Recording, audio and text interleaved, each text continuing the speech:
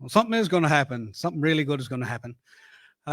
So my name's Harry Ingram, for those of you who don't know, and welcome. I'm here on behalf of St. John's Storytelling, and you're in for a wonderful evening this evening.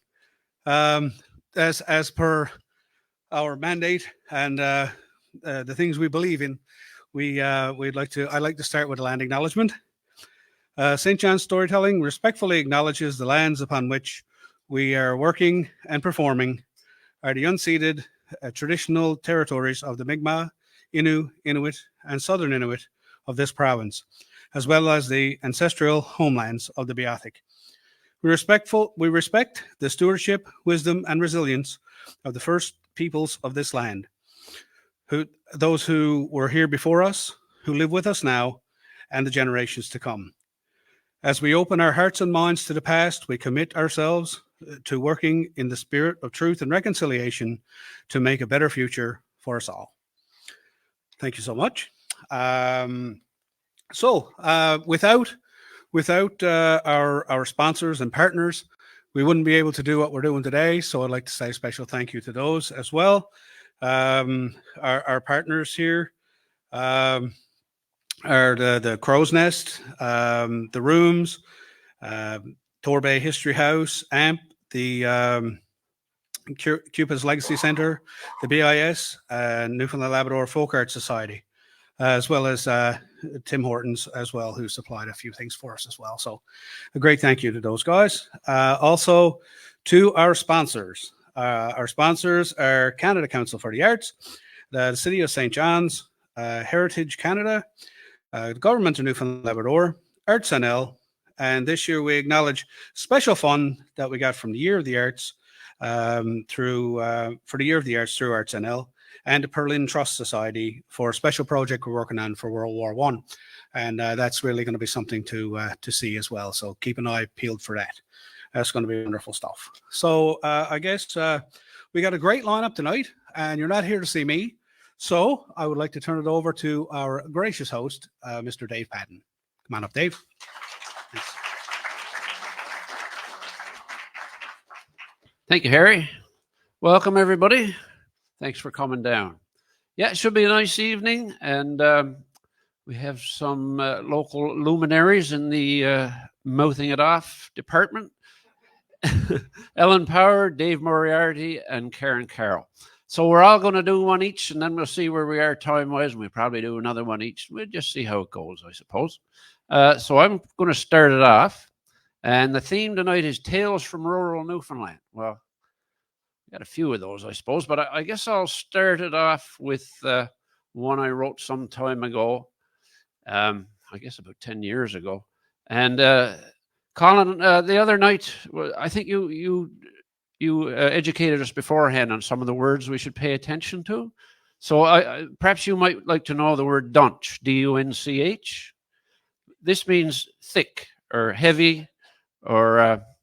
we would say that if you've been sitting on a boat seat for too long, your arse gets pretty dunch, right? But it can apply to your bread or many other things. It can also apply to fog. So this little story I wrote called Fog. Fog, said Uncle Jim. Pooh, don't be talking about fog. We were stopped, having a lunch, sitting up on a log. We were out in the woods for a few sticks to burn, and visibility was dropping, but there was no big concern. He said, where I'm from in Dunch Cove, the fog gets that thick. There's no good in going wooden, my son. You wouldn't get a stick. You can cut all you want, but the trees won't come down. They get hung up in the fog and can't reach the ground. And it's good for the fishermen, though you'd think that it ain't. They paint lines on the fog using fluorescent paint. One big line from the harbor out into the sound, and then a whole lot of small ones out to every man's ground. Where's Dunch Cove, says I. Never heard of the place. Uncle Jim closed his eyes like he was about to say grace.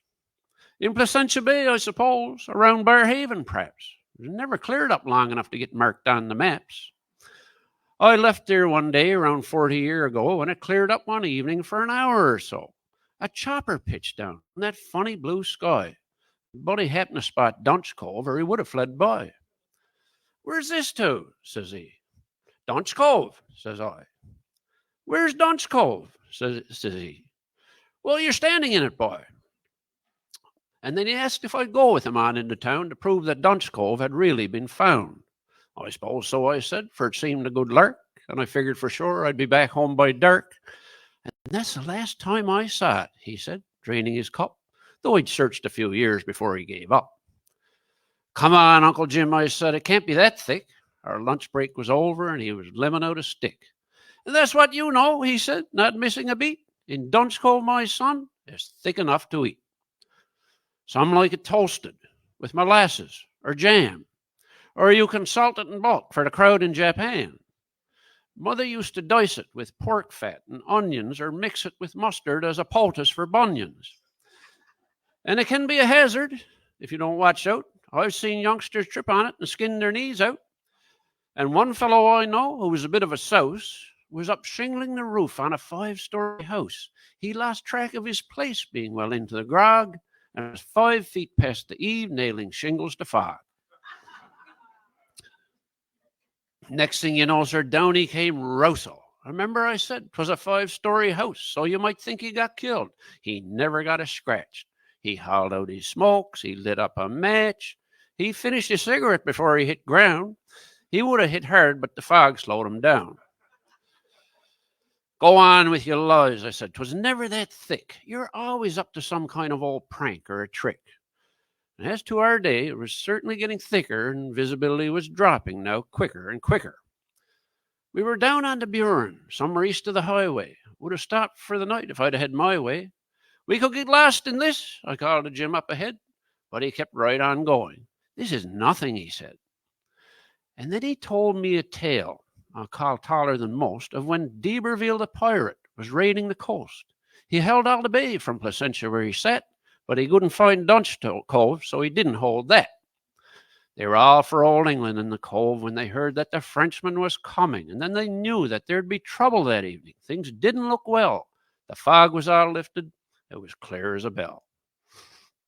So all hands got together to come up with a plan to deal with the Frenchman as he drew near to hand, for he was armed to the teeth with both cannon and ball. He meant to take Dunch Cove for once and for all. When they sized up their arsenal, things looked pretty poor. Some rusty old muskets from the 30 Years' War.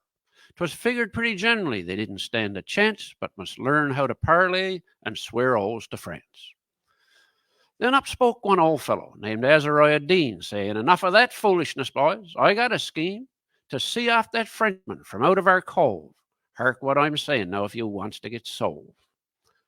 Old Azariah had a cannon, you see, from one of Gilbert's ships from 1583. He'd bought it for a bottle of rum and 6pence and used it for ballast in his wharf ever since. That's all very well, said young Joseph Dench. He was practicing how to say welcome in French. A cannon alone will not do us much good. What are you going to fire out of it? Balls made of wood? Something harder than that, Azariah said, leading the curious crowd to his shed, there to behold in a bark pot of brine a way to defeat a French ship of the line.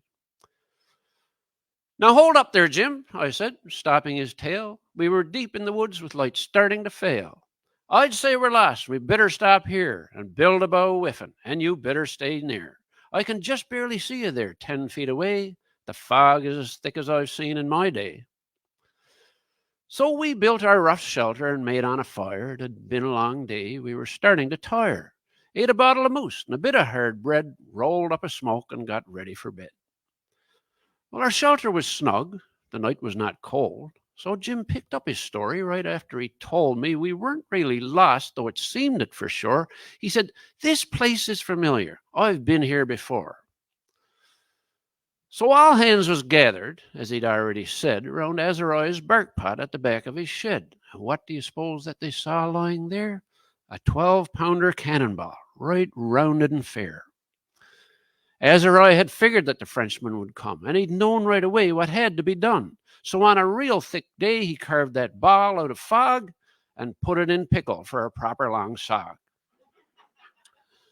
Well, all hands turned to and mounted the gun on Thomas Brown's hooker lying out in the run.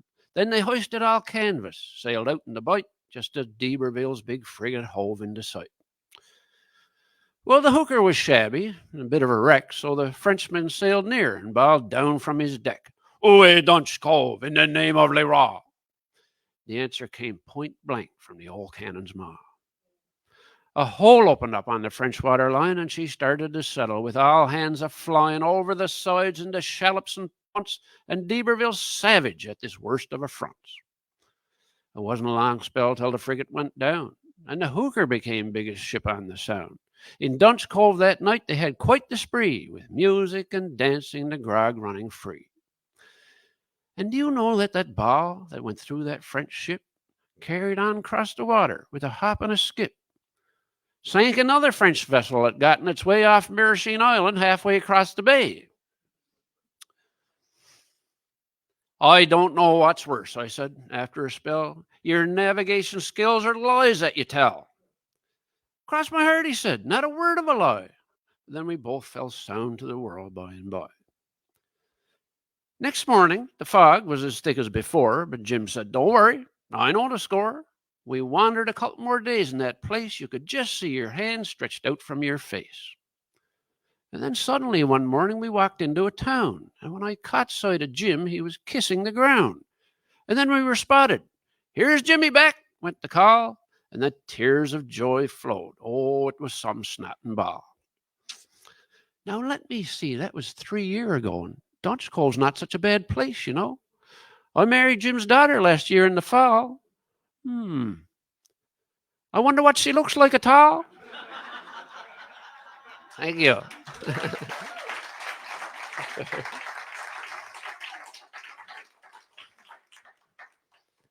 Okay, we're going to carry on here now. Karen Carroll is my boss at the Storytelling Festival. I do what she tells me to do. Anyway, other than that, she's a storyteller, writer.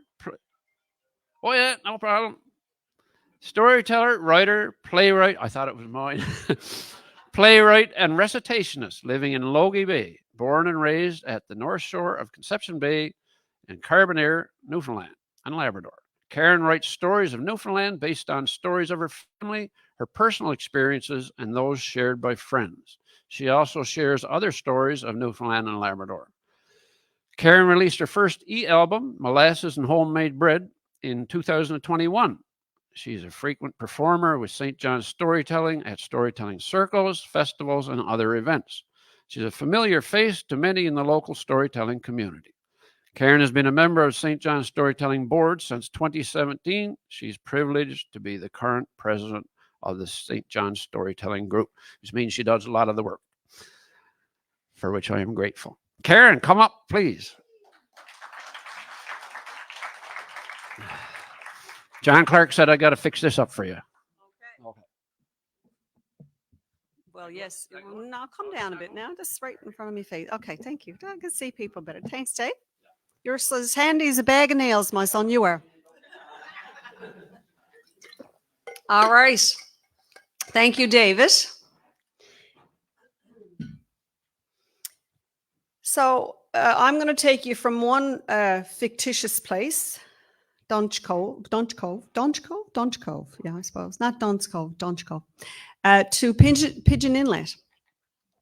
Because the Newfoundlanders in the audience will know that our wonderful, wonderful writer and poet, Ted Russell, many years ago, created the tales from the yarns from Pigeon Inlet.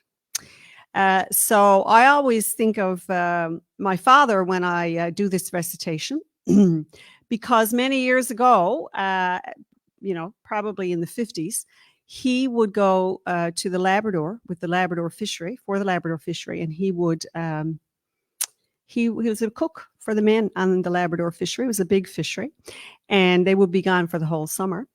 And he went on the Kyle, apparently, and came back on the Kyle. I didn't know this story till recently, the last few years. But I'll get into that in the second half, after we have our tea and cookies at intermission.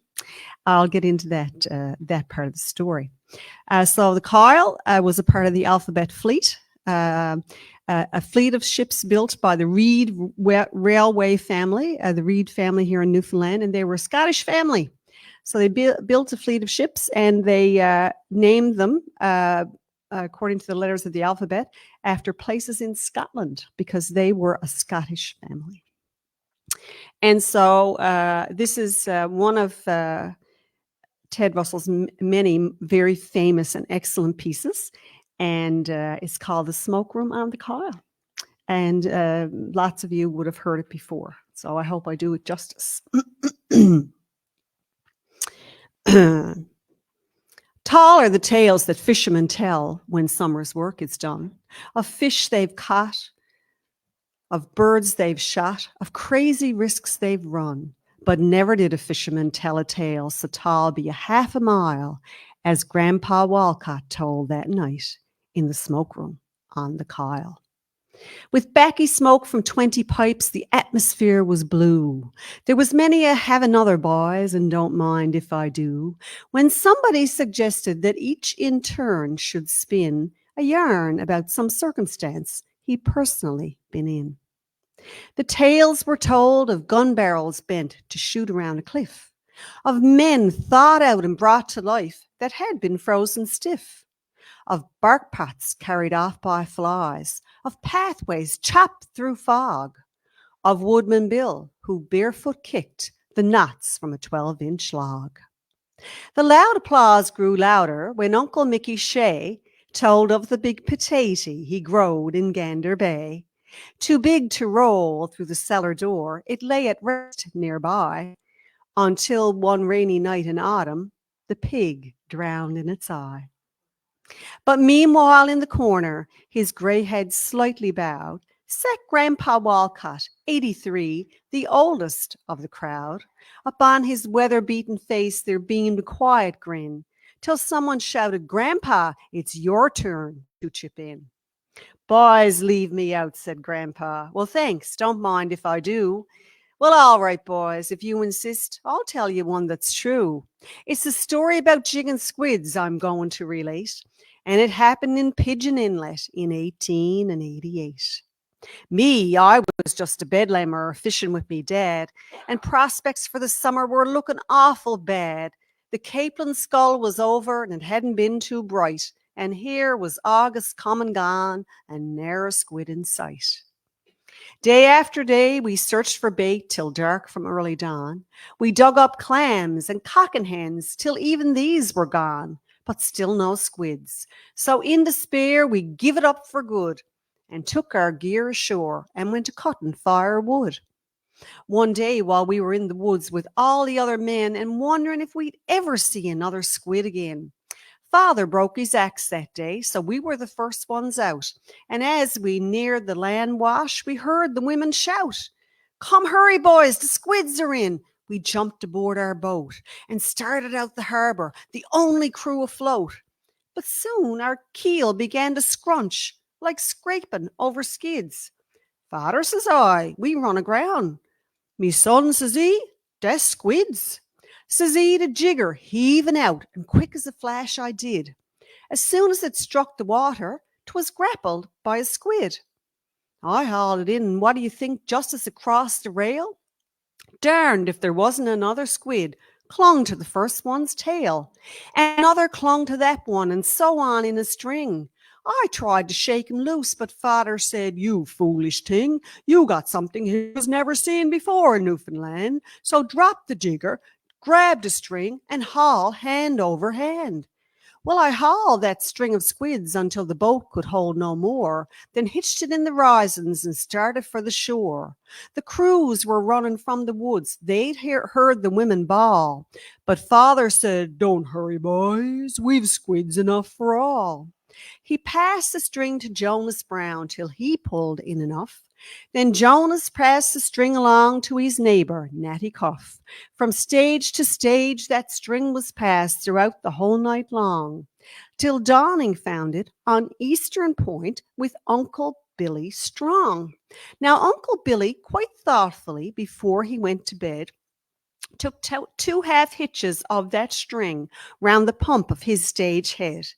Next morning, Hartley's Harbour heard the news, and up they came in a trap skiff with 6 pairs of oars to tow the string down home. When Hartley's Harbour had enough the following afternoon, that string went on from place to place until it reached Carpoon. Well, what happened to it after that, I don't exactly know. But people say it crossed the straits and ended in Fortall. Yes, tall are the tales that fishermen tell when summer's work is done, of fish they've caught, of birds they've shot, of crazy risks they've run. But never did a fisherman tell a tale so tall be a half a mile, as Grandpa Walcott told that night in the smoke room on the Kyle.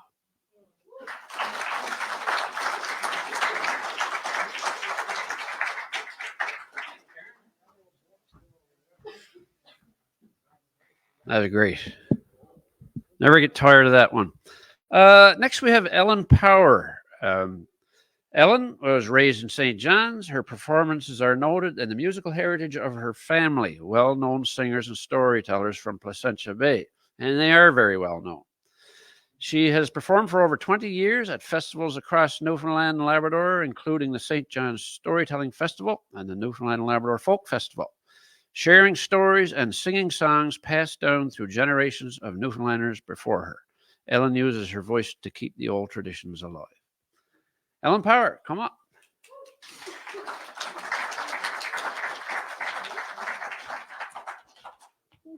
I looked right into the light. Why did I look right into the light? I'm like a moth looking into the lights.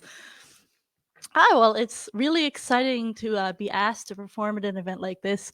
I love getting asked to perform at storytelling specific events because it means I get to break out my long songs. And in case you couldn't hear it, that was a capital L and a capital S.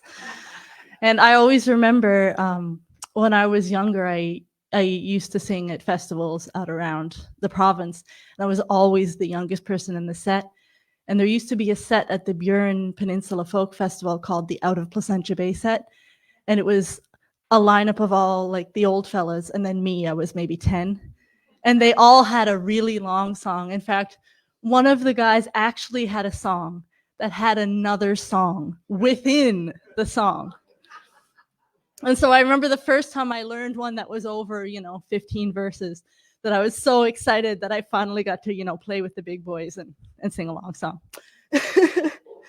So this is one that comes from Placentia Bay. It was written by a Placentia Bayman, but it actually takes place off of Cape St. Mary's. So most of the fishery in the part of Placentia Bay that I come from was sort of the inshore fishery, but the trap fishery off Cape St. Mary's was known to be, it was a very rich fishing ground. So if you didn't do so hot in the inshore fishery that year, you could often make up for your year with a good season of trap fishing off the Cape. And so there used to be a saying called Cape St. Mary's pays for all. Now, many proverbs aren't true 100% of the time. So this is a song about one of the times when it wasn't true and they didn't have a very good year. But the composer, who was the cook aboard the ship, wasn't particularly fazed by it. And so I can imagine, and maybe you can imagine when you hear this song, every night when they come in and it's been another day's bad fishing, he maybe has another verse or two to add to the song about one of the ships that was fishing there, or one of the people who came up with him from Petty Ford, or what the weather was doing. And you can imagine everyone sitting around and having a laugh as he adds a new verse. So this song takes place in Golden Bay on Cape St. Mary's. It takes place in a part of Golden Bay called Gull Cove. So this is the song Gull Cove. Attention all, both great and small, I hope that you'll attend and listen unto these few lines that I have lately penned. It do concern the dangers that we do undergo, and our pleasure down in Gull Cove, where the stormy winds do blow. It happened to be in the summertime, in the lovely month of June. The birds were gaily singing and the meadows were in full bloom. Our schooner we got ready to prosecute did go. the codfish down in Gull Cove, where the stormy winds do blow. From Placentia Bay we sailed away, I do mean Petty Fort. Our fishing gear was cod traps, a voyage for to bring forth.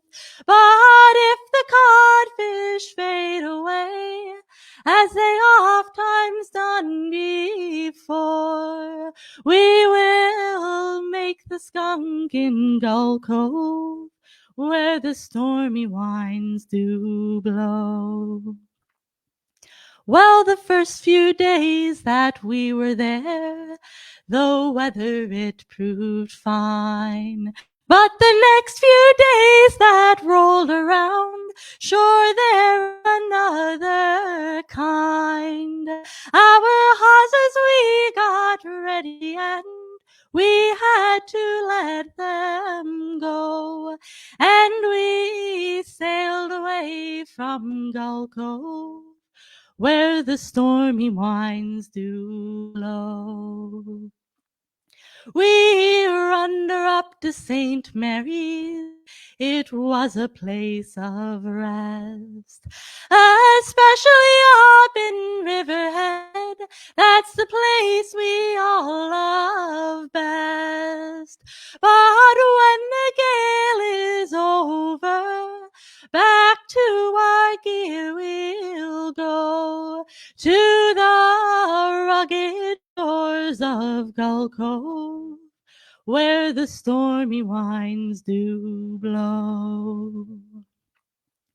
When we arrived at Gull Cove, everything it did look rum.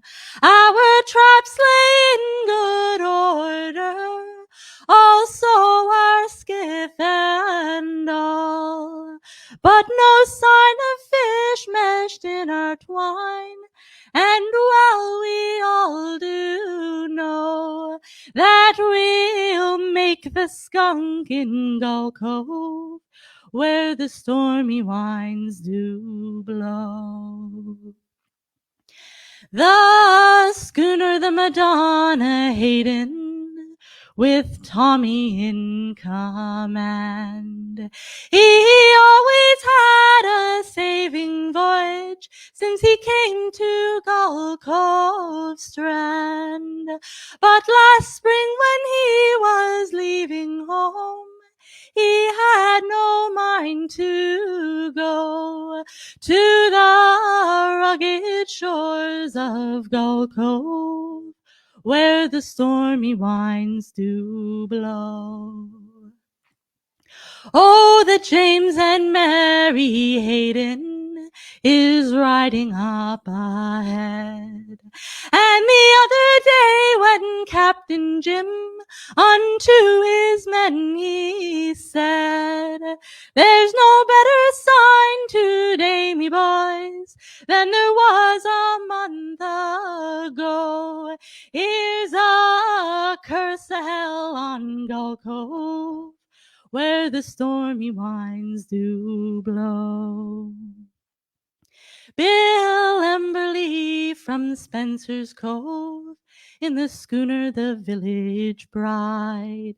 He's anchored up in Gull Cove, out on the foaming tide. And if he had gone to the southern shore, he might have got a load. But he'll lose his year in Gull Cove, where the stormy winds do blow. Oh, the Carrie and Aggie Bailey, I do mean Patrick Han. 'Tis now he is lamenting, but it's all in God's command. God's holy will, it must be done. And while we all do know, we will lose our year in Gull Cove, where the stormy winds do blow. My song, it only reaches up as far as Ladder Cove Point. They might be getting fish up there, but their boats look very buoyant. They might be getting fish up there, and they don't want us to know. And we are down in Gull Cove, where the stormy winds do blow. For myself, the great composer, it makes no odds to me. I have a good time sleeping. There's nothing to trouble me. And when my meals are cooked and dead, back to my berth I'll go. And the Gull Cove waves lulls me to sleep, where the stormy winds do blow. Now to conclude and to finish, I do mean to end my song. My name is Mattie Johnson, and to Pettyfort I do belong. I don't think I've offended you, so far forth as I know. But I'll bid adieu to Gull Cove, where the stormy winds do blow. Thank you very much. That's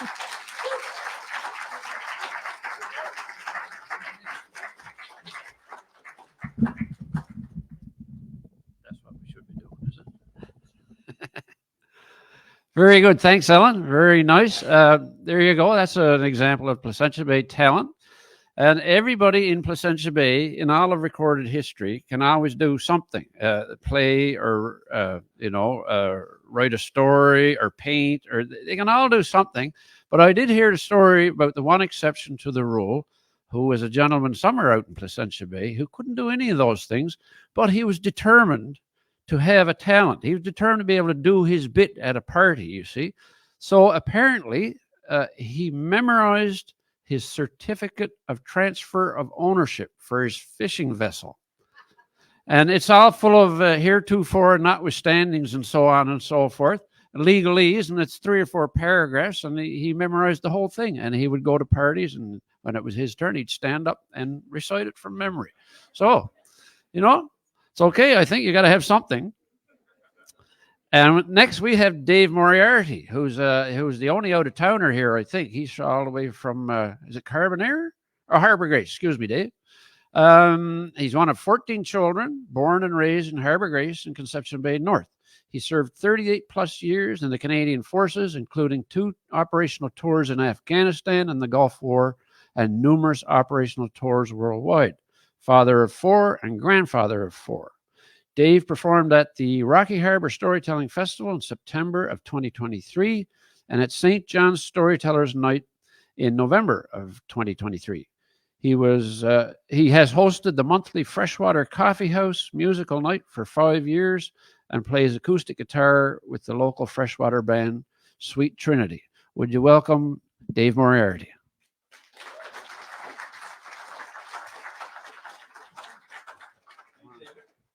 Is that about right? Yeah, that's about right. I'd say that's about right tonight. No mistake. Wow. Gower Street United Church. This is better than what? Massey Hall or the Grand Ole Opry for storytellers right here, right? The only thing is if I get up on the Mon stage, then you'll never get me off it, right? Anyway, yeah, I was born and raised in Harbour Grace, so we like say out around the Cub Bay, dragged up out there, right? And yeah, Mom had 14 youngsters, 7 boys and 7 girls. And yeah, there's 12 of them still walking the planet, except myself. Sometimes I crawl around it, but that's a whole different story altogether. Yeah, I'd like to tell you a story tonight, gospel truth, okay? Wouldn't have it on my conscience to tell you a lie. As a young fella growing up in Harbour Grace, I grew up Roman Catholic. Now, I know there's United Church, I know, but, I grew up Catholic, and we grew up where Protestant and Catholics had their issues and stuff like that, but not anymore. So Saturday afternoon or Saturday morning, whenever the boys left the house and the girls, the last thing Mother would say, Now, boys, she'd say, confession this afternoon, right? And then church tomorrow morning, or mass tomorrow morning. And don't come home here if you don't go to confession. Good enough. That's the warning. You got the warning. One shot fired across your bow. That was it, right? God help you if you didn't go to confession. So down we go, walking down the street. The girls over there, the boys over there, and we're comparing notes. What are you going to tell them? Well, tell them this, so I can tell them that. Oh, geez, why you can't tell them that? And the girls will be saying, you can't tell them that. You burned their ears off. He's a new priest, right? So anyway, we'd have it all lined up what we're going to tell the priest by the time we got down to the church. So I go in, I do my thing in the confessional, I come out. The boys were all gone, and I had a few extra Hail Marys and Our Fathers to say as penance, right? So anyway, I'm standing up there, you know, and then I go and kneel down. I'm knelt down in the pew across from the confessional, and these two women come in. Now, I know who they were, and, you know, I mean, I had my head down, you know, doing my best, right, to be honest and say, Our Father who art in heaven and all that stuff, right, and get her all complete, because I want to get with the boys.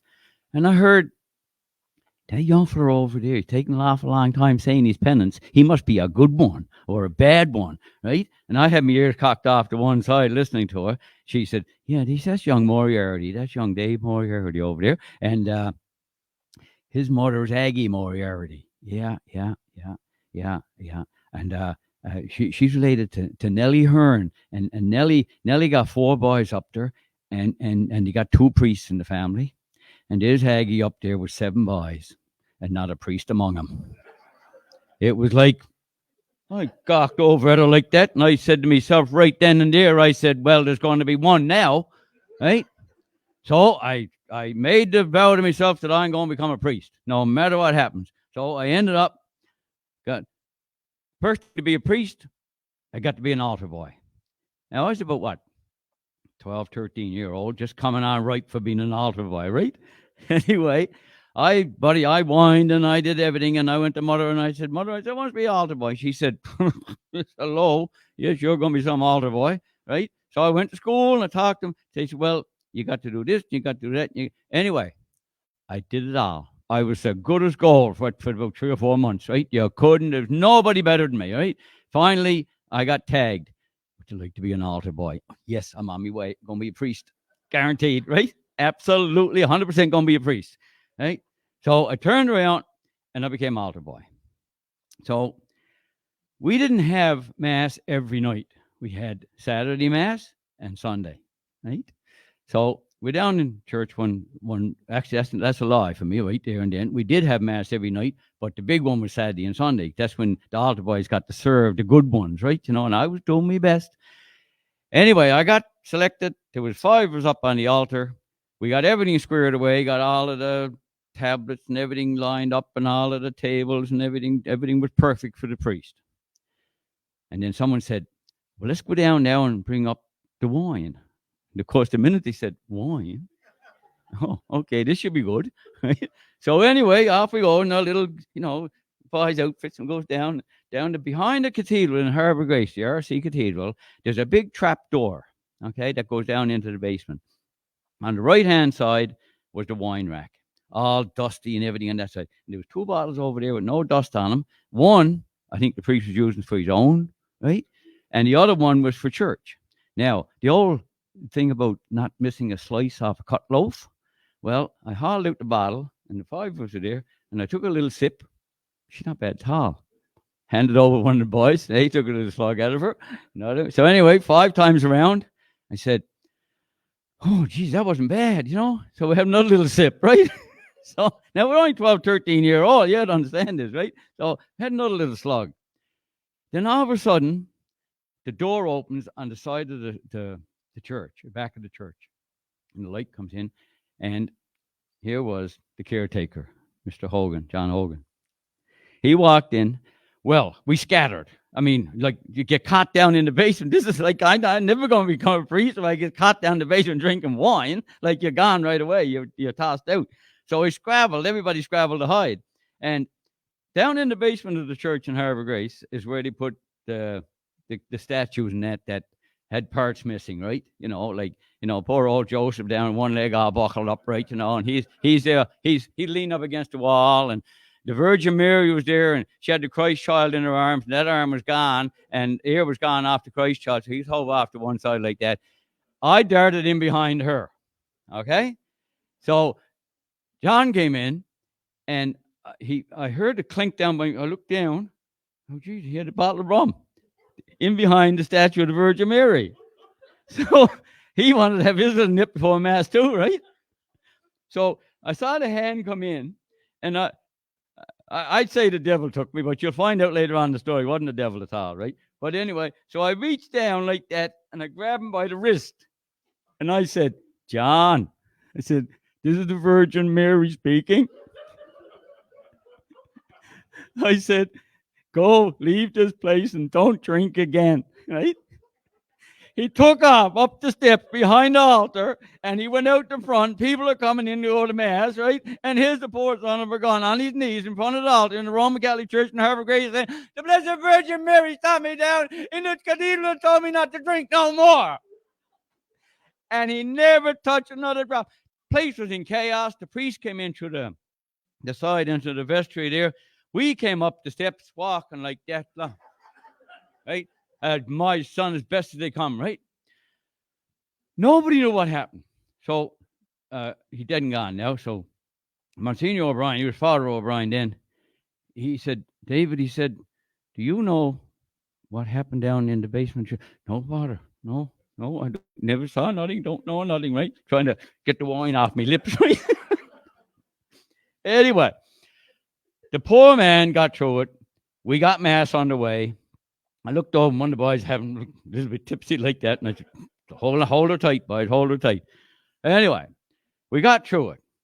And I lasted about another month or so as an altar boy, and he had enough of that, right? So now I got to flash forward. Now, 1981, we had a high school reunion, right? Now, I'd gone on to far better things. I was in the military now and had already been, around the world and knew it all. And I come home, and I was feeling a little bit guilty, I suppose, right? So Friday night was the opening night of the high school reunion. And Monsignor O'Brien now was there, right? And all the teachers and everybody else, and John Hogan, God bless his soul, he was there. And, all the people went to school with, they were all there. So I went up to Monsignor O'Brien after, had a couple of beer with me. I said, Monsignor, I said, there's something I'd like to talk to you about. He said, what's that, David? I said, you remember that night, I said, when I was an altar boy and John Hogan come tearing up at the basement of the church, like his tail was on fire, and the Virgin Mary grabbed him down the basement of the church. He said, I remember that very well. He said, I was saying Mass. He said, Father, I know you were. I said, well, that was me. He said, what do you mean that was you? I said, well, we went down, we were sipping at the wine, and then he came in. I told him the story. Oh, he said, that was you. I said, yeah. Now he said, what do you plan to do? I said, well, I'll talk to you first, but I'd like to talk to Mr. Hogan, and I'd like to apologize to him. And, he said, David, he said, that man hasn't had a drink 20 years. And now you're going to tell him that you, not the Virgin Mary, stopped him from drinking down the basement of the church. He says, not going to happen. Not going to happen this night. It's not going to happen tomorrow night. It's not going to happen. Do you understand me? Yes, Monsignor. Yes, Monsignor. Now he said, here's what you're going to do. He said, you're going to go over. You see that dory? And he had a big dory, a full dory, load of beer. I mean, this was like a bayman's delight. I mean, a dory full of beer, and just go over and take what you wanted. It was all free. So he said, you go over there and get 2 beer. So I walked over. I mean, I'm in the military, right? Chest stuck out, walked over, picked up 2 beer, walked back to him. Now he said, give them to me. Both of them? Yes, he said, both of them. So I give him the 2 beer. He opened one. He had the other one down here. And he started. I said, what about mine? David, he said, you lied to a priest. And he said, you got to do your penance for that. Penance? I said, and what would that be? He said, this is the opening night of the reunion, isn't it? I said, yes, Father. Oh, yes, Monsignor. He said, from now, he said, until Monday morning, he said, you will not have a drink or a beer. He said, that's your penance, he said, for lying to a priest. He said, now you leave Mr. Hogan alone because I see he's enjoying his beer, but you won't have one. True story.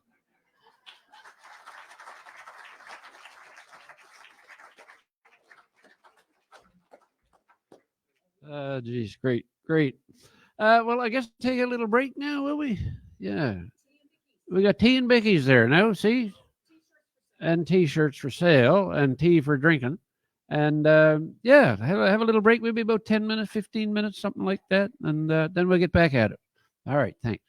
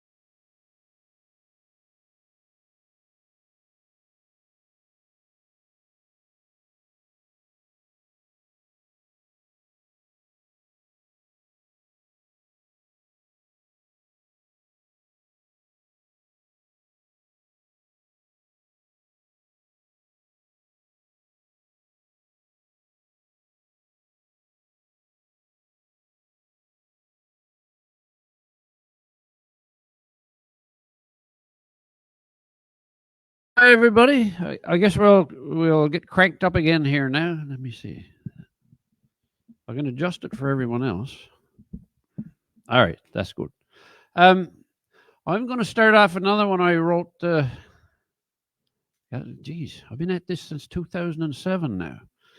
Anyway, this one's from about, I would say about 2009. Now, for those of you who may not know, we have a national sport here in Newfoundland and Labrador. It's just called cards. Now, everybody knows that you got trout and salmon and fish, right? And fish is cod, of course. So similarly, you have crazy eights, poker, and cards.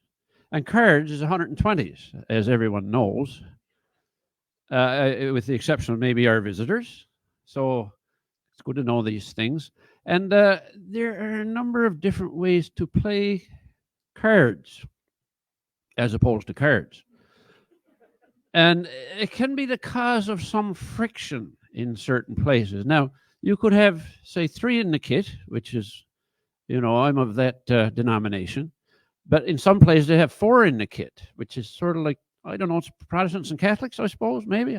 I'm not too sure. Perhaps, Dave, you're probably 4, right? Yeah, I dare say. 5 in the kit? Oh, my gosh, that's heathen. That's heathen.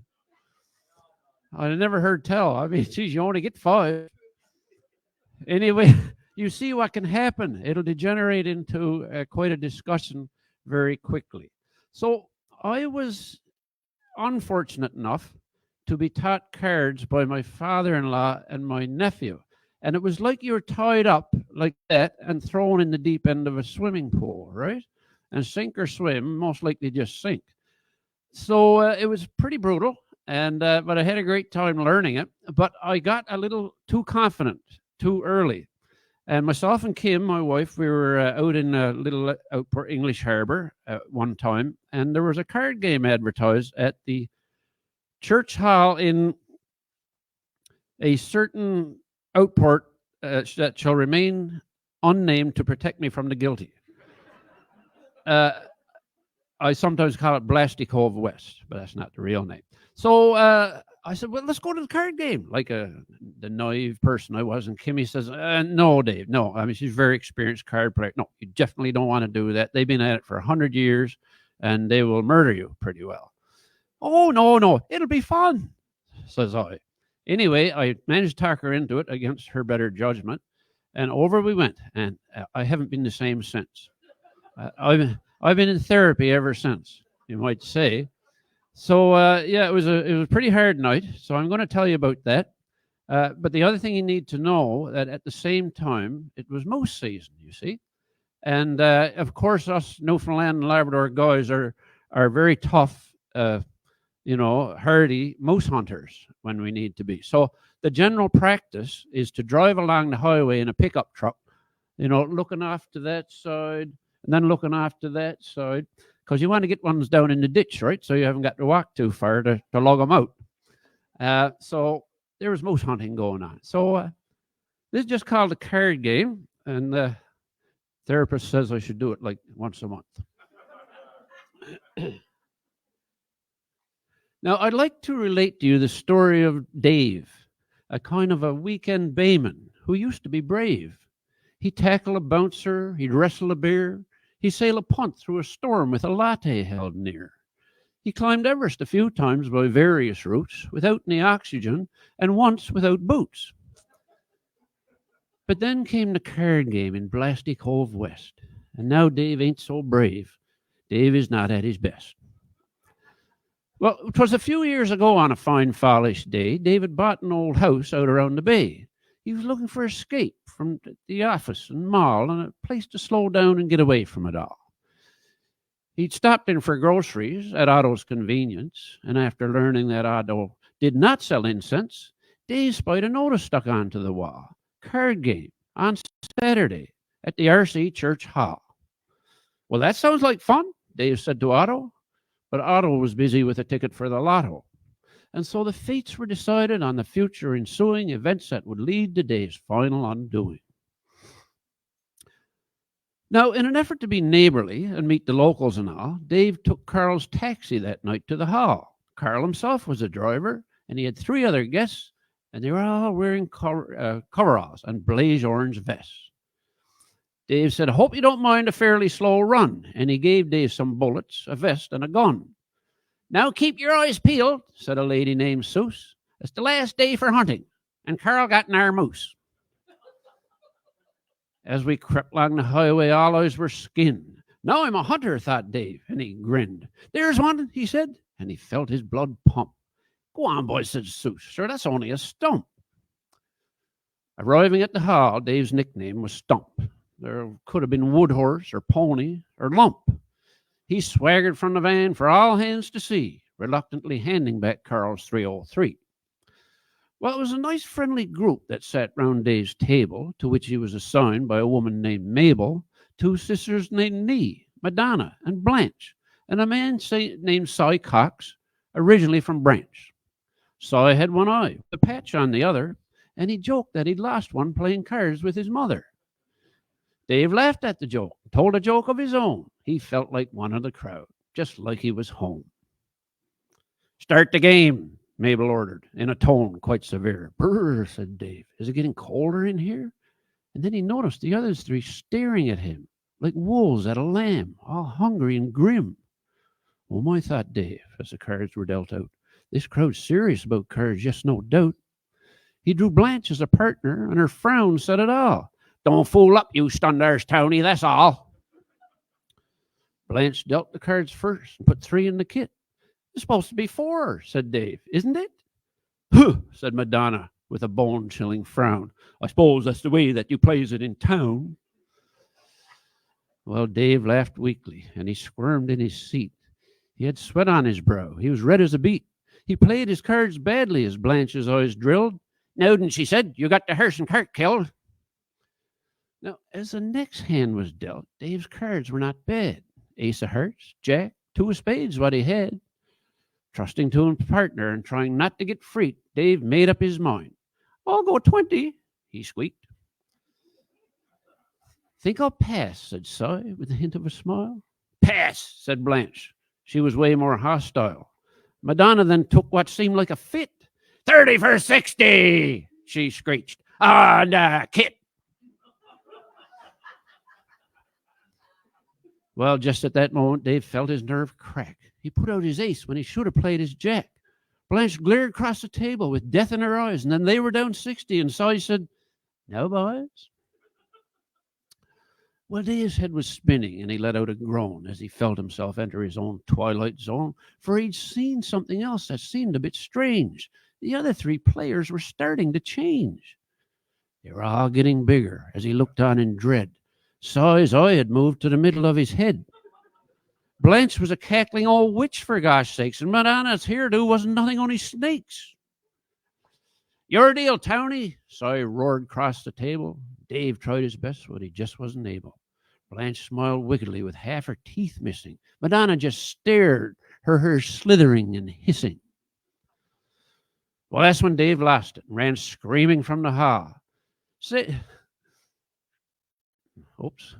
That's when Dave lost it and ran screaming from the hall. "Clappy bag," said Madonna. "He's not right in the head." Sorry about that. "Gone for a Starbucks, I dare say," so he said. Well, it was just getting duckish and not long till night. Carl's taxi was crawling along the road round the bite. All eyes were scanning for a late-season moose. "I think I hear screaming," said the lady named Seuss. With that, they beheld a most curious sight. A man passing on the left and screaming in fright. "Save me," he wailed, "from that unholy 3, Medusa, the Cyclops, and the screaming Banshee." Well, you might think things couldn't get stranger than that, but you'll change your minds shortly or I'll eat my hat. Just as Carl said, he got a screw loose. Dave ran smack into a great big bull moose. Well, the moose got a fright and drops dead in its track, with our unconscious hero draped across its rack. Carl said he might be a townie, but no more will I rag him, 'cause I got me moose, boys, so come on now, let's tag him. Not long after that, Dave gave up his spot for a spot back in town on a tiny town lot. He feels much safer, but he still has his fears. And he goes to the overpass and stands there and stares. And there you go. Card game. A little glitch. Thank you. Karen, you're next, right? Yeah.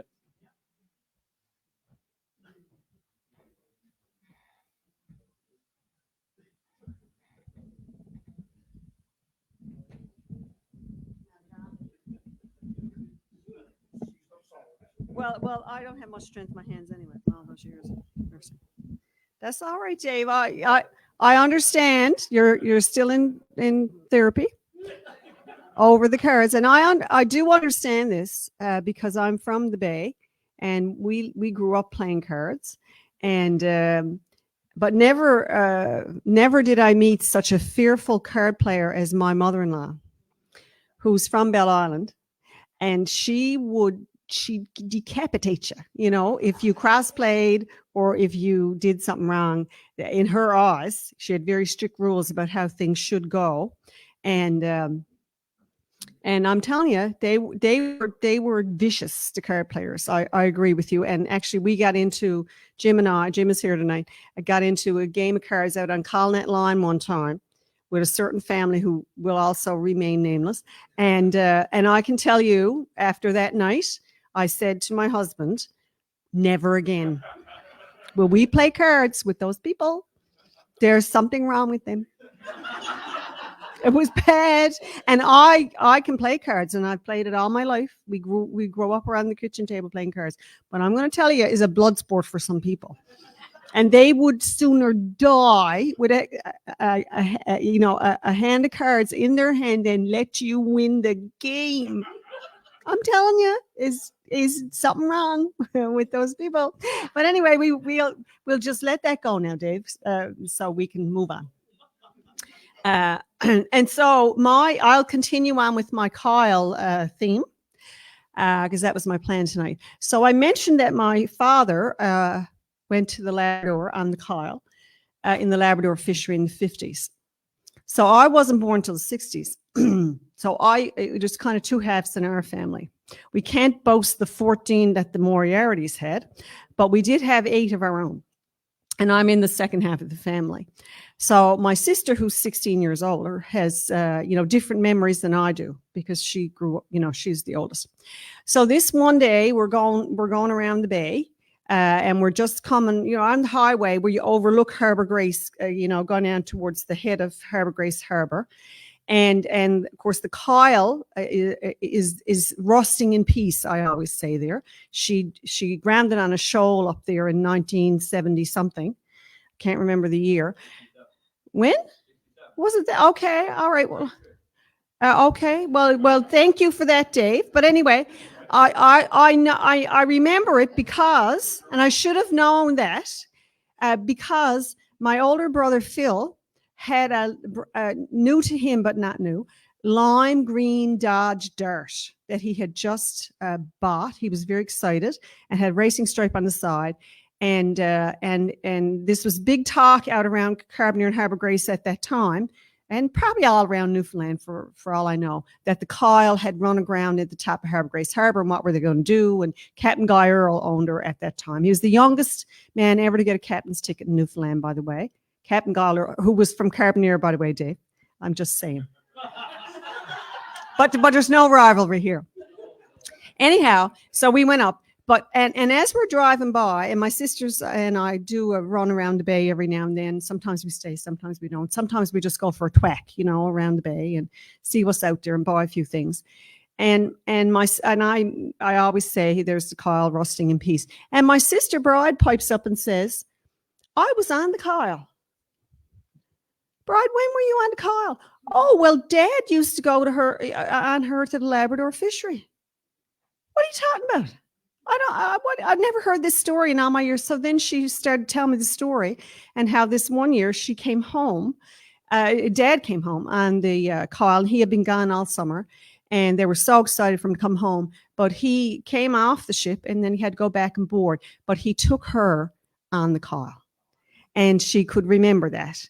And I said, well, why didn't you say something before now? But anyway, so I thought that was a wonderful connection for our family to have to that very storied ship in Newfoundland and Labrador. She had many different roles in her life. But I thought that was a wonderful story. So I did a recitation about it, and it's called When Daddy Came Home on the Kyle. It is on my e-album, but it's written from the perspective of a little girl who has an adventure on the Kyle, and she's very proud and happy about that.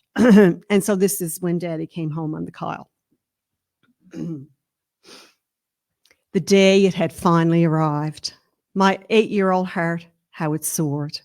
When Daddy was coming back home from his long trip down on Labrador. We missed him all through the warm weather, his quick grin and smiling bright eyes.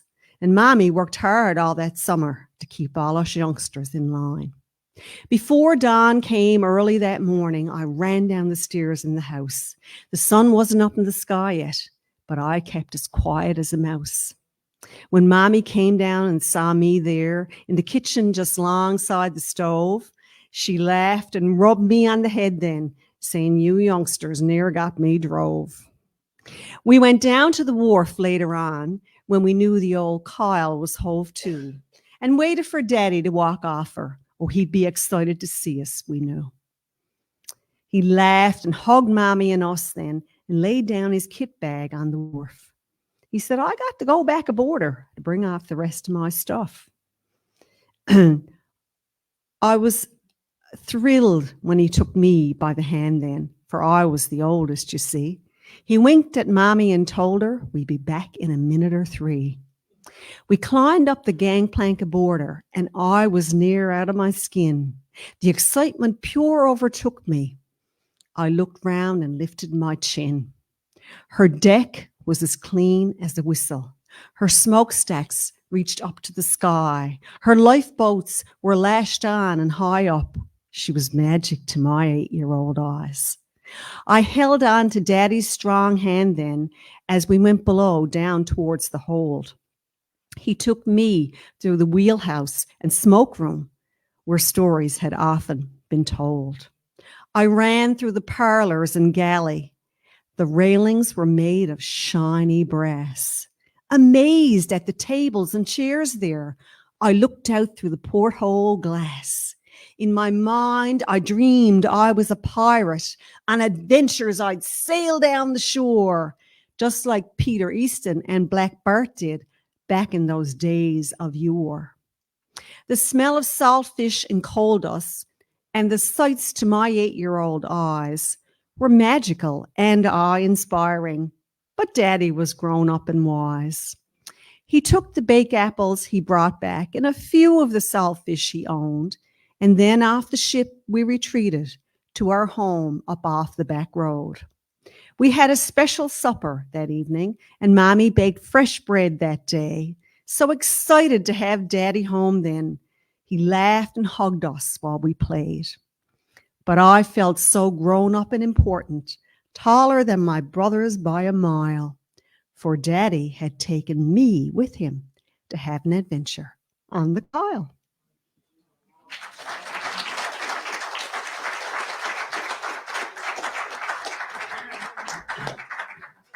Yeah, the Kyle's kind of legendary here, and I've got a piece out of my grandfather's journal. One day he was in a little hospital vessel outside of Rigolette, Labrador, and he plucked the Kyle off a rock ledge there, gone ashore in the fog. So, yeah, everybody got a story about the Kyle. Ellen Power is with us again. I hope you're there, aren't you, Ellen? Yes, there you are. Come on up.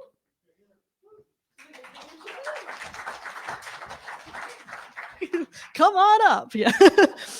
I'm not gonna sing a song about the Kyle. Sorry. I'm gonna take us back to the southern coast of the island.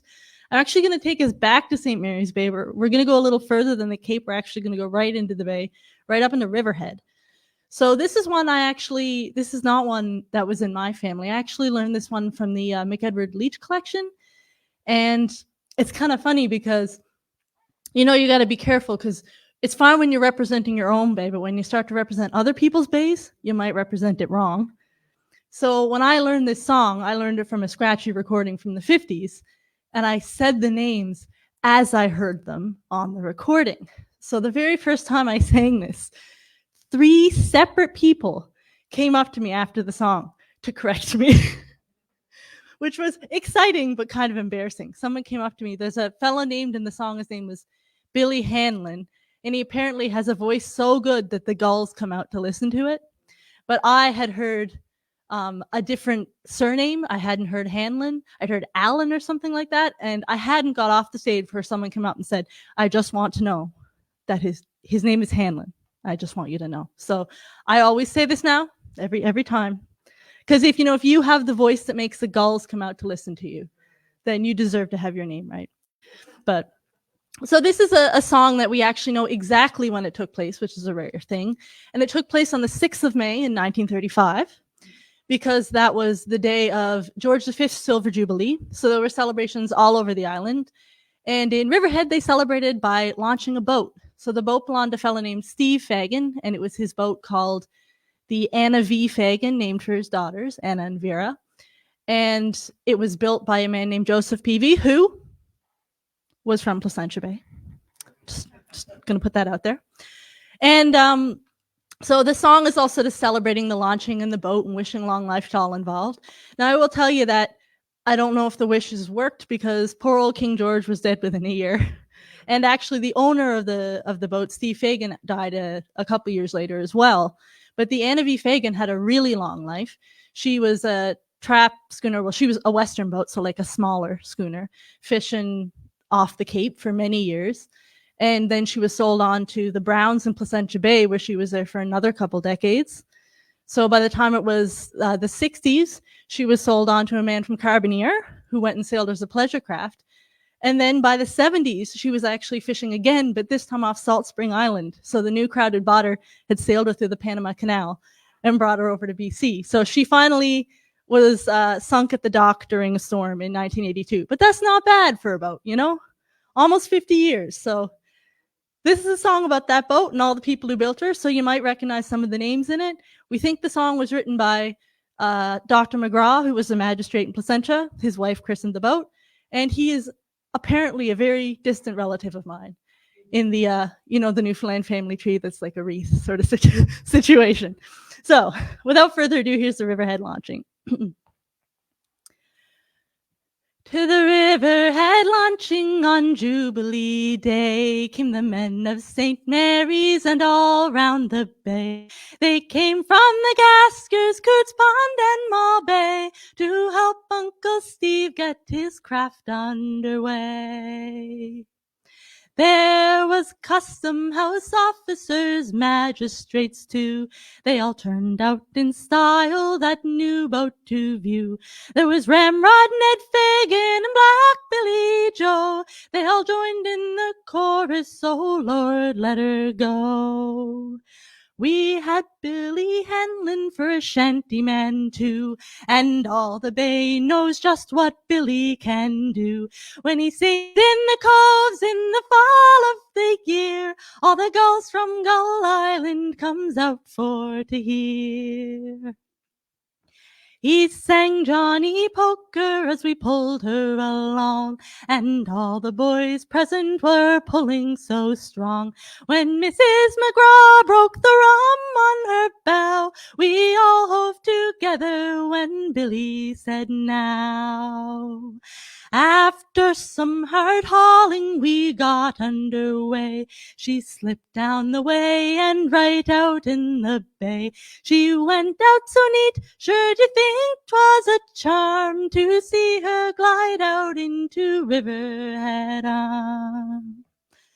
We were all so delighted for to see such a thing, and we wished her good future. We cheered for the king. We cheered for his majesty loudly and strong, and we wished him a future both happy and long.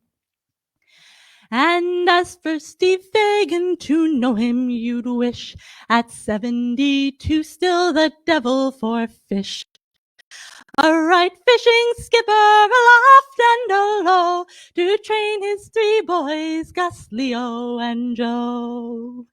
Now as for Steve's boys, they are very well known, and if they were like others, they would stay at home. But they fished out of Boston with old Jerry Shea. They built their own houses and they paid their own way. And as for the boat, sure, we wish her the best. I know Peavy's building can stand the good test. We wish her good luck as the years roll around. Full hatches, fair landing, and a fair holding ground. Here's a health to the boat and a health to her crew. My song, it is finished, my bottle is too. But 'twill be a long time till we see in the bay such a time as that launching on Jubilee Day. Thank you.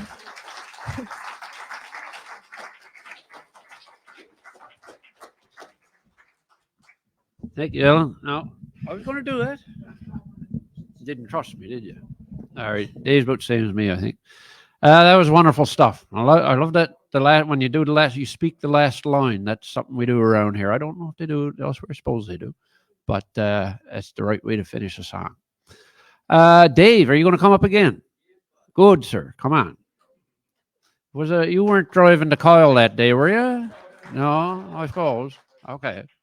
But I can guarantee you this, that I got at least 10 stories about Kyle, right? And I was not the one that set her ablaze. Although I know the crowd that went down on her on Halloween night with the black tires down in the hole of her and set fire to them, and the black smoke coming out of her. Of course, you thought she was leaving. Not going to happen. Anyway, but talking about cards, I was up in Goose Bay playing up at Alex's place there, and the 4 women and my brother Frank, who was half asleep most of the time. You don't think he's even there. And Jim was it? Jim Nesbitt was with us. And I never played Molly in my life. And they said, come on, you'll learn that it's easy. It's easy. The women will look after you. Lord Jesus, I'm going to skin me.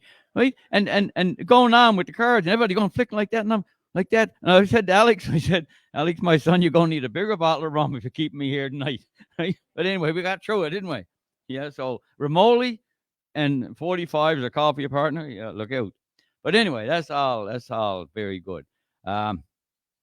Ray Guy, God bless his soul, wrote one time a book with the Far Greater Bay. That's out your way, I think. Is it Harry? Mine's gone already. But anyway, and he had a term. He said the out harbor juvenile delinquent. Well, there were 7 of us. Now my older brothers, they were gone, but the 4 that was left, mother had a hard time, right? But anyway, here we are in the summertime, late August. We've already been in the woods trouting so many times now. There's not a fish left in there. We've already been in climbing trees and making forts and cowboys and Indians and the whole works. So we were getting a little bit antsy, and school was coming up in September. None of us wanted to go back to school. So we're looking to see what are we going to do for the rest of the summer, about a week and a half we had left. Well, it's coming on to that time of the year. We're going bucking apples, stealing crab apples, or stealing whatever we can, right? So there was lots of places in Harbour Grace that had really good apples, but there's one place down the Crons, they had the sweet apples, and you could see them hanging there. Now, I think this was in training for what I would become, although I didn't know yet I was going to join the military, right? But there's an old military axiom that says, time spent on recce is seldom wasted. Okay, so time spent on reconnaissance. So as we were going back and forth the doctor's lane there, and I was looking in over this 8-foot long fence, looking at big juicy apples, and I seen the barbed wire around the base of the tree, and he had the dog tied to the base of the tree on about a 6-foot long chain, and that would chew anything apart that came up, right? So how are we going to do this? Now, I mulled this over. I must have walked that more times than I walked around the cathedral saying the Holy Rosary, right? They're trying to figure out how to get over that fence, get them apples without the dog chewing me up, and him putting a loaded shotgun salt in your arse or something like that, right? So anyway, self and 3 of the brothers, 4 of the brothers, who was there, couple of the neighbors, because we didn't have the biggest family on the hill. We were closing in on it, right? There was 18, and the other one had 22 further in the road, right? But anyway, so we decide this night we're going to go and get those apples. So down we go. Getting over the fence wasn't a big, I mean, just young fellas, right? I mean, we could skin trees, go up the rocks. It didn't make no difference to us. So we're over the fence, inside the fence. And brother said to me, "What are you going to do about the dog?" I said, "I got her covered." So I reached in my pocket and I had a plastic bag with a big old wad of dog food into it and had a flat board about 5 feet long. And I put the dog food on the end of the board, and I got down on my hands and knees and I started doing I found out later in life, was the combat crawl, right? So I got up and I reached out to the dog and I walked I crawled. The dog followed me around that tree about 8 or 9 times, right? And each time the chain was getting a little bit shorter, right, you know? And when I hadn't pretty well snuffed up to the tree, I give him a little bit, you know. I didn't give it all to him. I give him a little bit to keep him happy. So then the boys came in up behind me. I took off my coat. I reached up over the bottom of the barbed wire, and I held onto that with my hands, and the boys up on my back, up into the tree, 2 of them, right? 2 lallywags, a brother and a friend, right? So what I didn't know was that he had a spotlight rigged up by the tree, and the switch was up by the house, okay? And I didn't know about the clothesline. Now, the missus had the clothesline from the house out to the tree, right? And one of them pulley jobbies, you know? But she had her jammed up in she put a clothespin or a stick of wood there in that hole there to keep it from rolling out, right? So the boys were up, them big apples. It was like, I mean, that manna from heaven, right? You know, and they were tossing them down, right? And all of a sudden, the storm door slams open, boom, like that. "You little bastard," like that, you know. The lights come on, we're lit up, and he comes, boom, the first shot went through the trees over. Well, the only thing to do is bail out. So we're gone, right? I mean, I'm down on the ground, I'm gone. The 2 fellas with me, they're gone. 2 brothers, they're gone. They're already over the fence. Brother is up in the tree. A friend is up in the tree. I can't name him because he's still alive, right? And he might come after me. Brother, when he jumped, he took the clothesline. Now, I'm talking about clothesline back then with that thick, with a big old plastic coating on it, eh? Okay? So when he jumped, the clothesline went up his fork, right? And he slid down the clothesline till his 2 feet touched the ground. And by then he was starting to shake, right? And he fell off the clothesline. We managed to get him, drag him, and then the next volley came over our head. So we're making time now across the yard, up over the fence, down again, and brother was going up. He might be going up the road. We had one under each arm. We got up on the hill about maybe half a mile from where we lived. "Stop, boy, stop, boy, stop." And he reached down, put his hand down his pants, he hauled up and he come, "Brother," he said, me parts are gone." So we walked him home. Well, we didn't. He went home like that, right? And we got him in the house, and we're all in the kitchen. Mother's at the stove, you know, do what you can to get a bit of bite to eat on the go, right? And she turned around, she said, "What happened to you?" "Nothing, mother, nothing." He's holding on to the chair in the kitchen, right? And we're all lined up. She said, "What happened to you?" I asked you a question. "Nothing, I'm okay." She said, "You don't look okay. And what happened to your pants? What happened to your fork?" "No, it's okay." We'll all stand there. Now, which one of you is going to tell me what happened? Because your brother is in pain. He's been hurt. How did he get hurt? Nobody said a word. "Okay," she said, "that works for me." She said, "We'll wait till your father comes home. You'll tell him." Younger brother broke right away, stuck his hand up. He said, we was bucking apples down Goodwin's, and he jumped off, and he slid down the clothesline, and he hurt himself. "Oh, clothesline. And where'd you get the clothesline at?" "He was up in the tree, mother, because that's what apples were at." "Oh, what were you doing?" "We were stealing apples." My mother's staunch Roman Catholic, okay? And stealing was like, I mean, next to line to the priest, as in the other story, this was bad, all right? She said, "Oh, stealing. My boys, were you in on it too?" Then this was next door neighbor. "And what about you?" Yeah, okay. She went over to the cabinet in the corner, and she opened it up, and she took out a bottle, and she brought it over, and she put a big old wallop of this white stuff into her hand right here, right? About half an inch long, about that high. She said, now, she said, let me see. No, mother, you tell me man parts. You can't look at me. She said, look, she said, I wiped your shitty arse. She said, I can look at your man parts. Right? Right? So she reached down, she pulled it aside, still had his drawers on, you know what I mean, eh? And she took the dollop of this white stuff and she put it up there and brought it right up. Oh, Jesus. And he flopped back on the bed, on the day bed in the kitchen, right? And he started to shake like that. And I looked around and said, Mother, you have to kill him. She said, no. She said, he killed himself when he stealing apples. And then she held the bottle up and she said, mine urge liniment. She said, a cure for everything, including stealing. Thank you.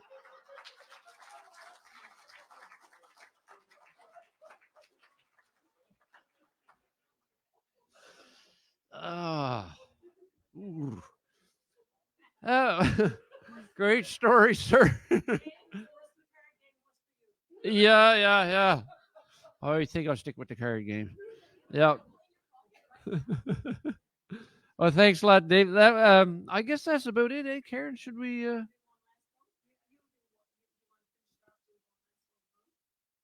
Oh. Well, let me see now. Got me on the spot here now. Well, I'll try this one. This is a kind of a new one, and it involves my mercifully short-lived career as a musician. Yeah, I think I can get this one out. I've been working away at it. It's time to give it a try, I suppose. It's no, don't have a title for it yet. Anyway, yes. Now everybody knows what a boron is, right? Now there's a saying. I think this comes from Ireland, or there's an old song. A boron is. It's not exactly at the top of the musical pecking order. All right. So, and if you play a boron at a session at the wrong time, well, there's a story or there's a song, I think, about a fellow who was murdered with a bicycle for playing his boron at a session when he probably shouldn't have. So keep that in mind. And we'll see if this works. Well, I've been telling stories now this last 10 years and more of Superlands and 12-lands and Christmas tours galore. To put a smile on a face is always pretty nice. Get all the laughs that you can get. That's my advice. But lately I've been thinking that I'm not the real thing and that telling recitations kind of makes me second string. The musicians are the first string, and I figured out one day that I get an instrument and even learn to play. Well, the boron can be played, they say, by any moron, see? So I figured sort of logically that could apply to me. And so I thought to play that drum would make me pretty cool. I soon found out that I was an exception to the rule. Well, the missus bought a drum for me, and in a little bit, I figured out which side of it I was supposed to hit. I found it kind of complex, though, and I felt a little stunned. The missus hired Fergus on to show me how it's done. Well, he had me up and running in about 10 minutes flat, and I was feeling pretty cocky. Yes, sir, grinning like the cat. Then Fergus looked me in the eye and said, "Now listen, Dave, you must observe a certain protocol before you play. You don't just walk right in and sit right down at any music session and start to bang away with those of musical profession. The fiddle and accordion, the guitar and the flute are far above your station, so don't be a big galoot. You're just above the spoon, see, in the music pecking order, and you must know your place and not infringe the music border. Or a fiddle player may glare at you and turn you to an icicle, or you could be assaulted with a tambourine or bicycle. And if the judge presiding is an accordionist, then he won't be sympathetic. Your case will be dismissed. He'll scold the prosecutor. He'll lecture all the cops. He'll compensate the players. Yes, he'll pull out all the stops. Well, I was kind of shook up now, as you may understand, and as Fergus left the house, I thought, well, this isn't what I planned. But then I got my courage and thought, no matter what the facts is, I'm going to play my drum, sir. All I got to do is practice. In order not to drive my wife, I practiced on the patio. I practiced every day for hours, watched every YouTube video. I played along with every song that came up on the radio. And by I figured I was quite the boron ladio.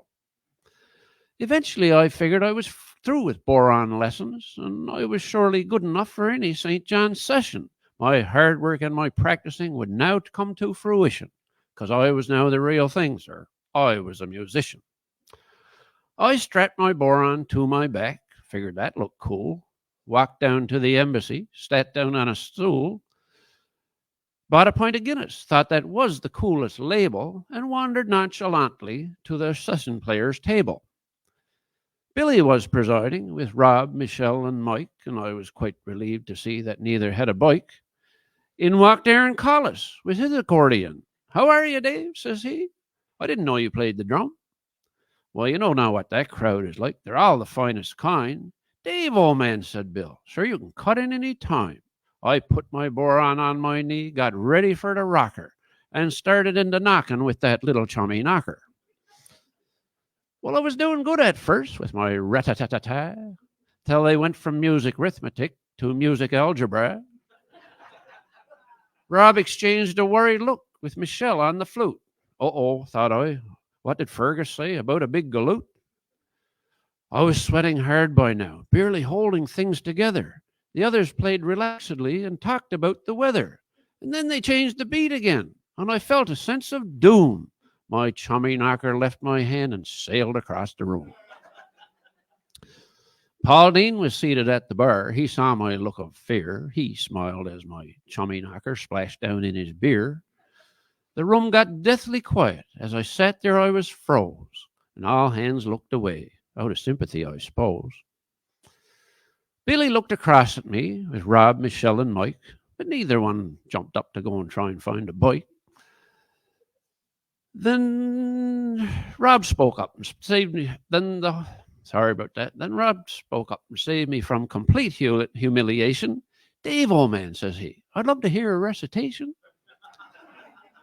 And so I think perhaps I'll stick to telling stories, eh? Leave the music to the music crowd. I don't know how to play. I'll hang my boron on the wall. The learning curve's too steep. And I think perhaps I only got the rhythm of the sheep.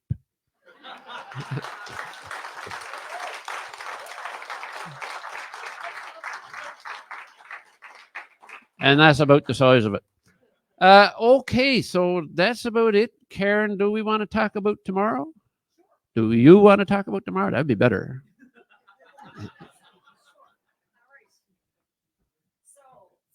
Yes, thank you. Because I never know what to do with these things. All right, so tomorrow we got a bunch of events on the go. We have a workshop here during the day. Colin Irwin, who's seated over there somewhere in the light that I can't see, is going to do a 4-hour workshop for some of us tomorrow, which we're really, really excited about and looking forward to. And then we have a youth workshop, which Dave Padden is leading. So that sounds like it's going to be a wonderful event too. Lots of learning going on here at Gower Street tomorrow. And then Ken Parsons, the wonderful Ken Parsons, is going to lead our story crowd, which is it's just for storytellers, and it's where we workshop our ideas among each other. There is no audience. And then tomorrow night is our last live stream show. It's not our last show, but last live stream show. And it's Tales from Near and Afar, which will be hosted coincidentally by Fergus O'Byrne, who did give Dave some boron lessons, evidently. However it went, I'm sure it was nothing to do with Fergus, but anyway, he's fabulous and we love him, and so does everybody else. So Fergus will host, and we have Colin and we have Alex telling tomorrow night, and we have Michelle Clemens as well, and that will be Tales from Near and Afar. So people out in Facebook land, you can join into our live stream tomorrow night again. And then on Sunday is our last event, which is our Cupid's in Cupid's, our legacy walk in Cupid's. So that'll be exciting as well. Anyway, join us, and we're so happy. Thank you everybody for coming tonight. Thank you for being a wonderful, wonderful audience. You guys were just awesome. And thank you to all our volunteers who made the tea and put out the bickies. We've been doing that at Homespun for years, and we weren't able to do it last year. So we're really happy to have that this year.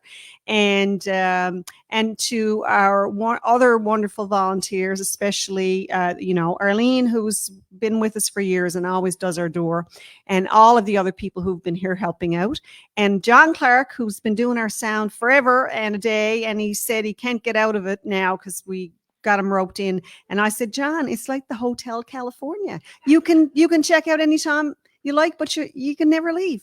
It's just the way it is. And we have Gracie on the live stream. So thank you to everybody for being here. And thank you to all our funders for funding us. And we'll say good night and do all this one more time tomorrow night. Anyway, thank you. Good night, everybody.